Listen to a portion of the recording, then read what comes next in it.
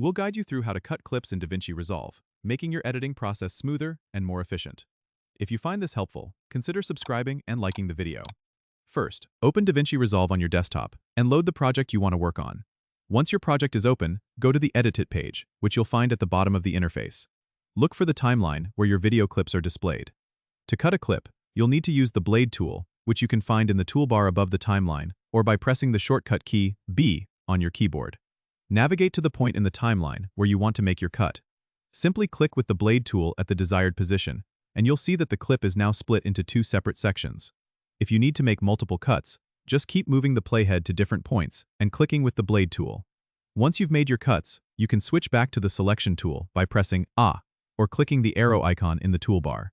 This allows you to select and move or delete any of the segments you've just cut. If you want to remove a section completely, select it and hit the Delete key. Remember, you can always undo any mistakes by pressing Ctrl+Z on Windows or CMD+Z on Mac. For a more refined edit, you can also use the Trim tool to adjust the edges of your clips precisely. Just drag the edges of the clip in the timeline to fine-tune the timing.